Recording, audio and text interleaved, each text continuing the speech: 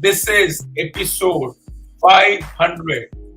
Once again, this is episode 500 and half thousand on the 28th of March 2022. And as a famous professional wrestler says, finally, the 500 episode has come home. Now let's listen to this message. I wanted to tell you something that Aditya's weekly show has reached 500 views. We started in 26 June 2018, and you can understand this is like great consistency. Aditya, I can't tell you how much I look up to you, especially with my weekly show coming up with new content. Trust me, it's such a the only thing that I can say right now is please continue with whatever you are doing. And I know with your kind of consistency, with your kind of vigor, you will only go up, up, and up. I wish you all the best, Aditya. The greatest talk show on the planet celebrates 500 episodes, and here's to 500 episodes more. But let's now shift our discussion to something that happened yesterday, which has affected a lot of individuals. Well, I doubt that, but that's the way things are.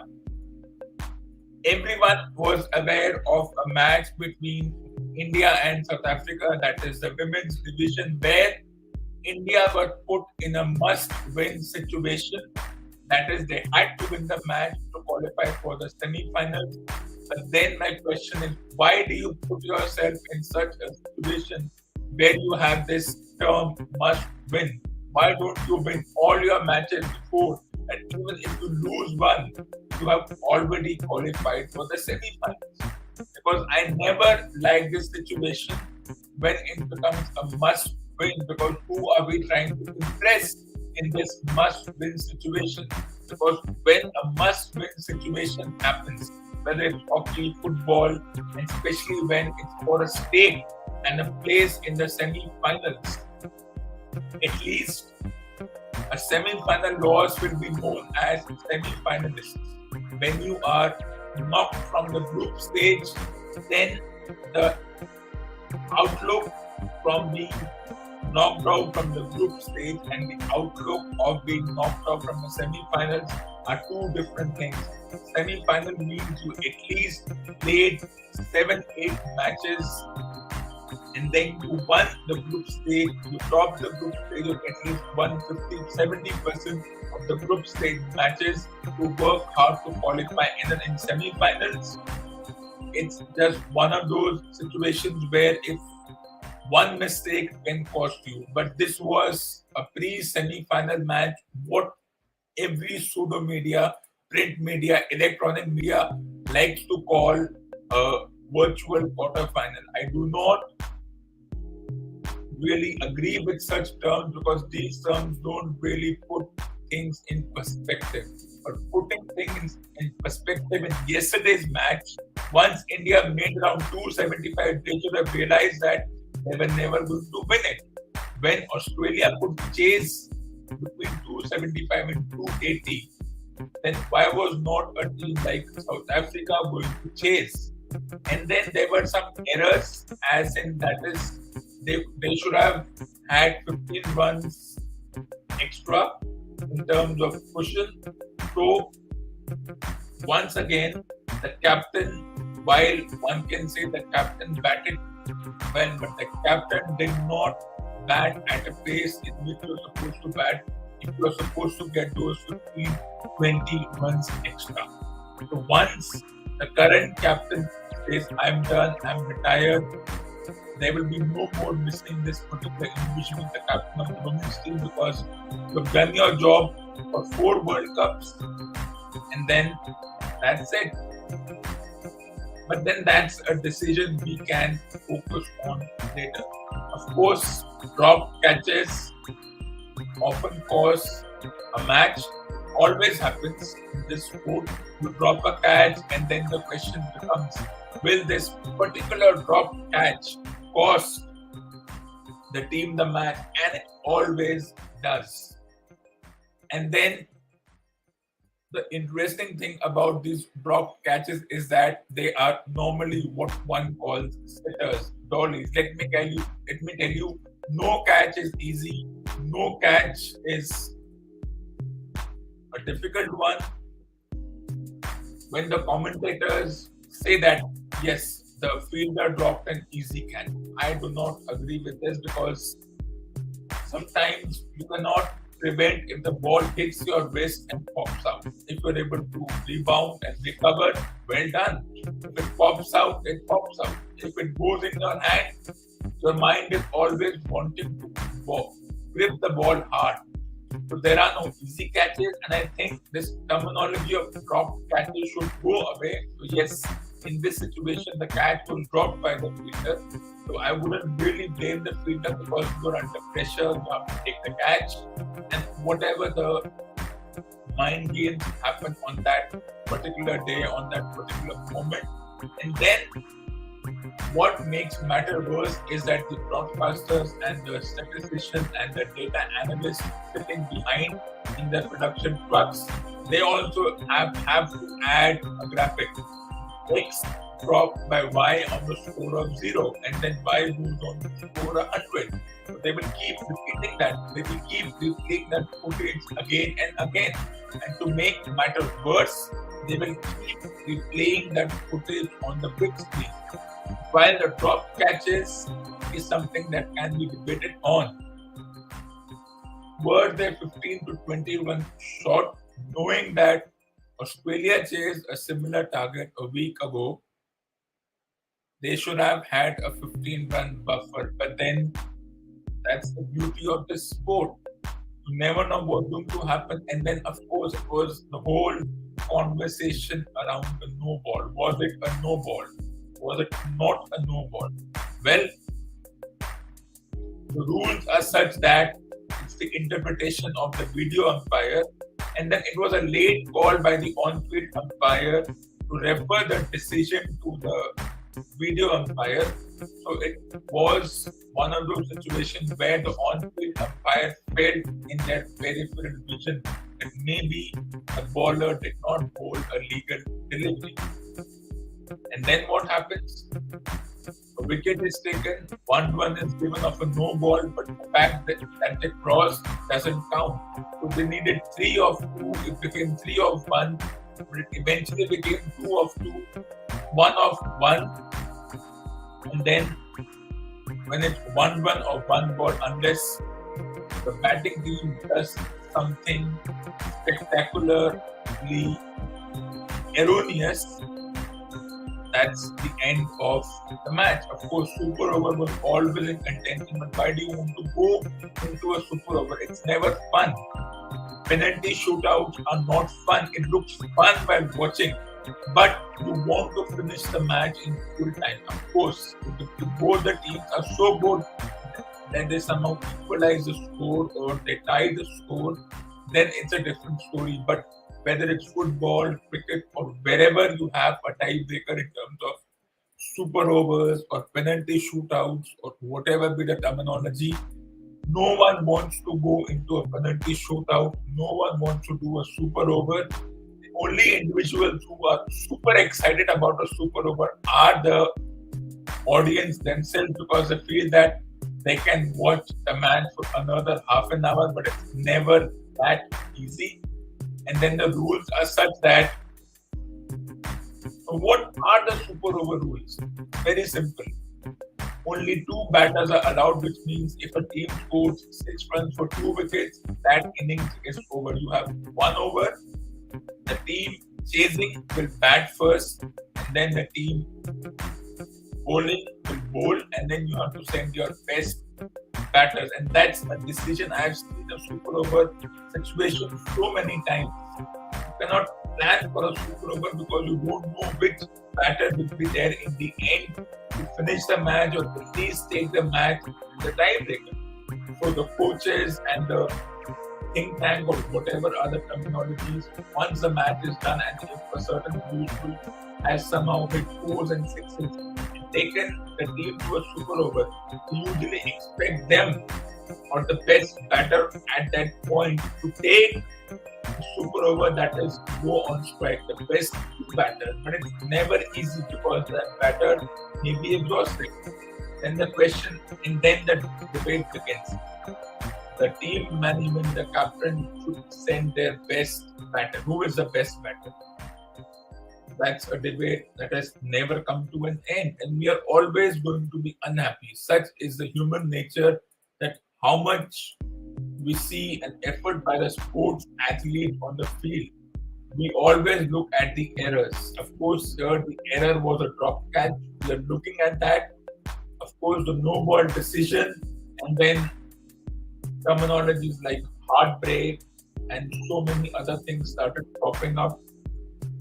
As I said, 15 runs buffer, but at that point in time, you don't know what's happening. Of course, South Africa, a more experienced team, that's what the whole thing was about. It was about India not able to score those extra It's points 8:30. in the last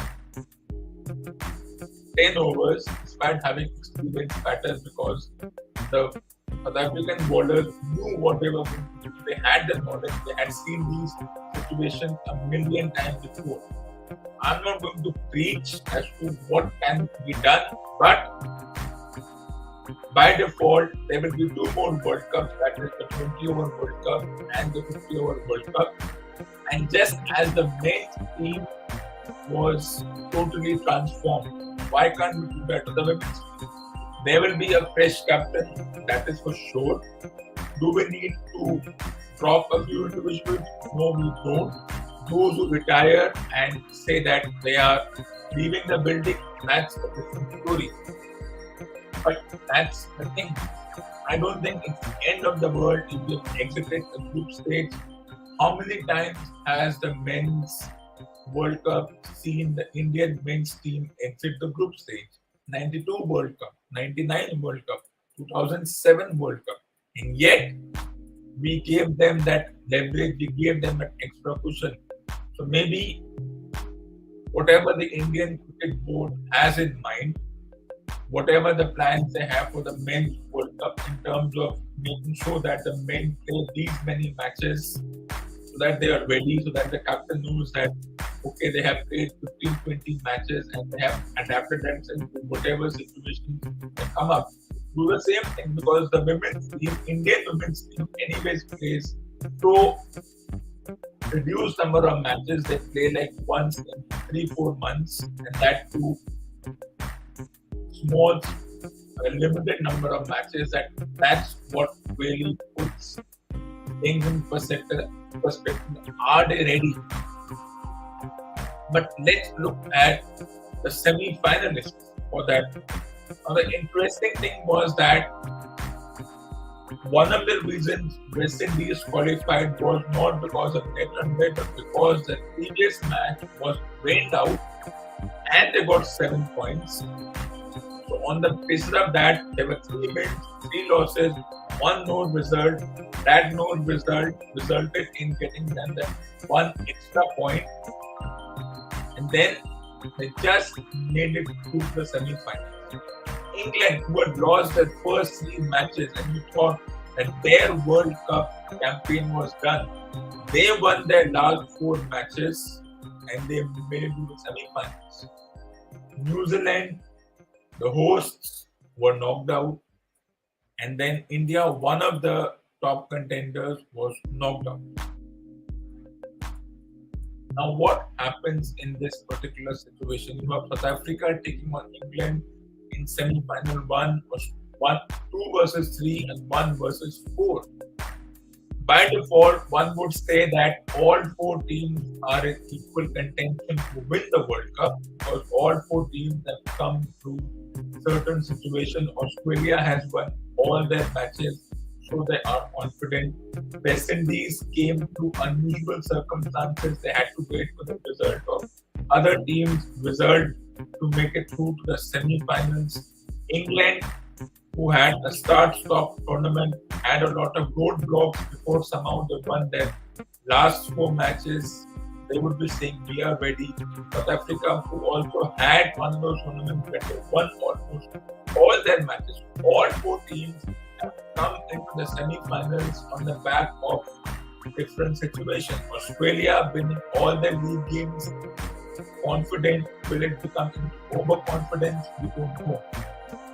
So what will happen? Well, it's difficult to say. Of course, the skin in the game will be reduced because India is not a part of it. Well, that's nothing to be concerned about. Which of these 2 teams will make it to the semi-finals? It's going to be a very simple.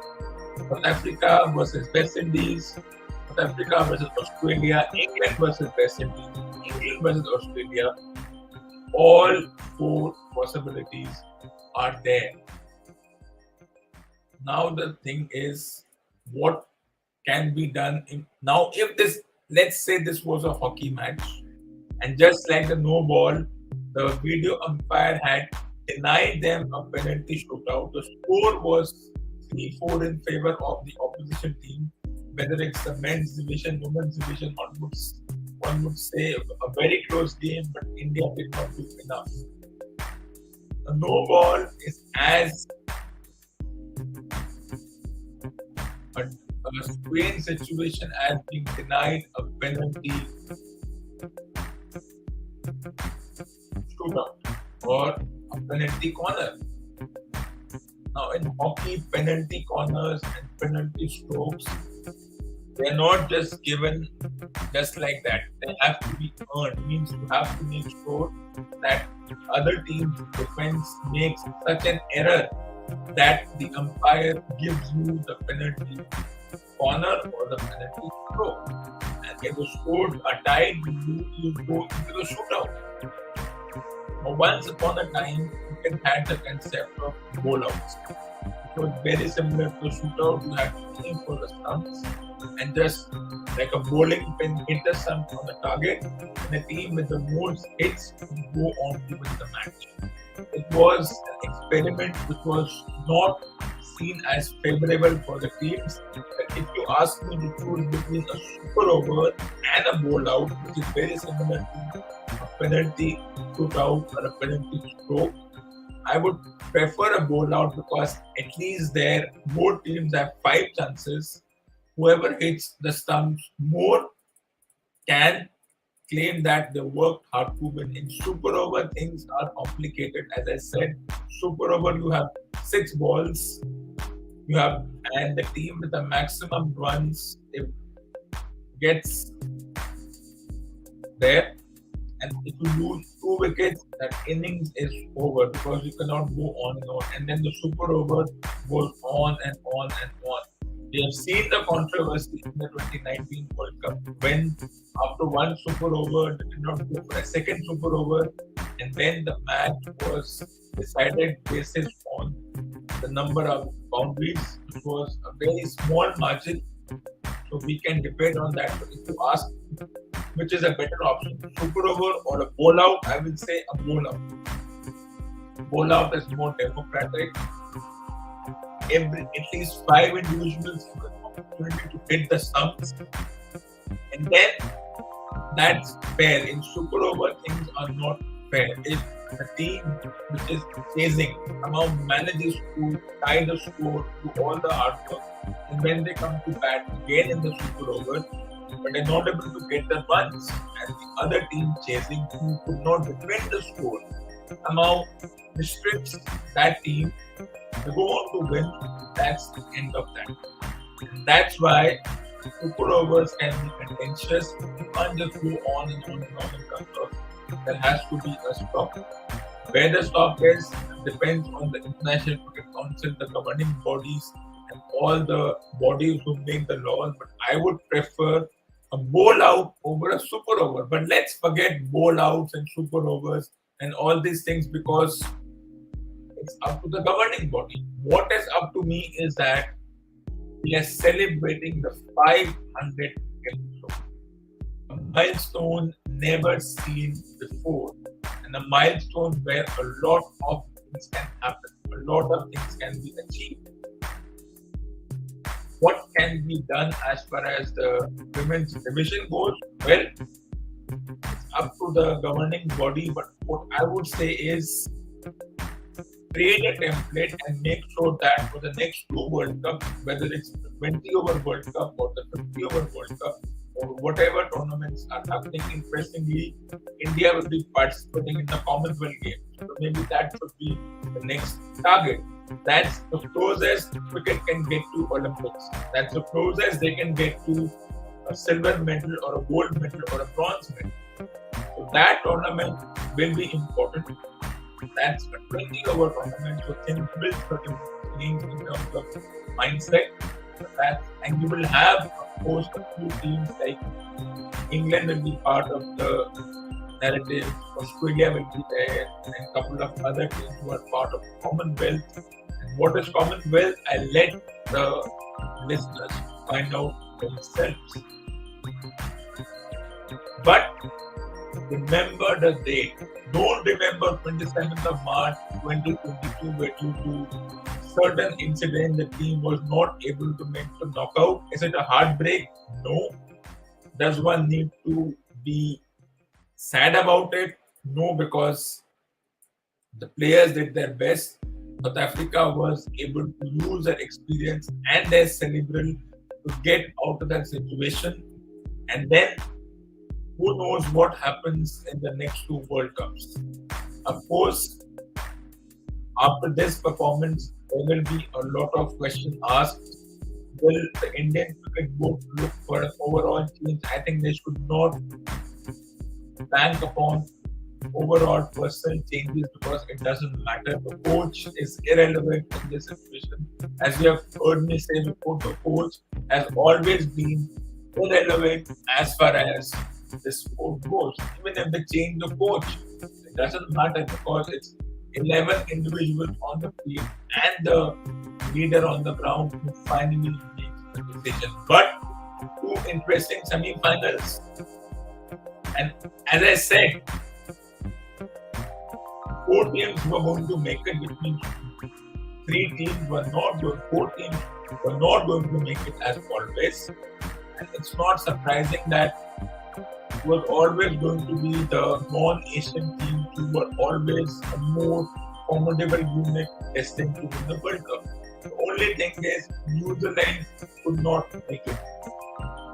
That's the bottom line because I say so.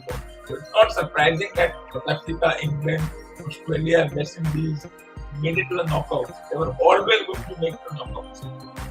But in the men's division, you could still say that a couple of Asian teams could make it to the knockouts. But in the women's division, these 4 teams were always in contention to make it to the knockouts even before the tournament started. Who will be the favorites? Well, I'll give a 25% chance to all the 4 teams because that's the best one can do. As I said, in these knockouts, 1 error and you are out. These are knockouts. You make an error and you are out. You have a couple of former champions after looking to win their first championship. So at this point, anything anything is possible. Anything goes. Who will win? That we'll know next Sunday. And then don't be surprised if South Africa wins a huge deal. If England wins, they are the defending champions. They win consecutive World Cup. If Australia wins, well, that won't be a surprise. If West Indies wins, well, West Indies will join a unique list of winning under 19 World Cups, 20 over men's World Cup, 20 over women's World Cup, 50 over men's World Cup, 50 over women's World Cup, which is a rarity in this situation. England does it.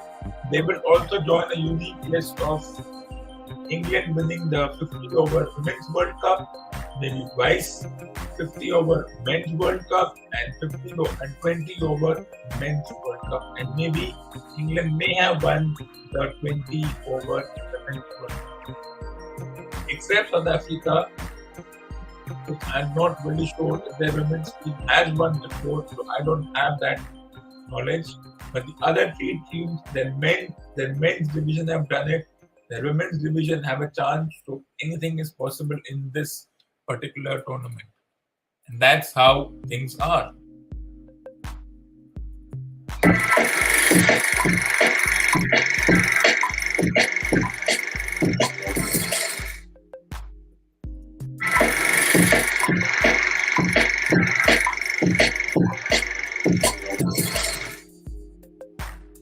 So this ends episode number 500.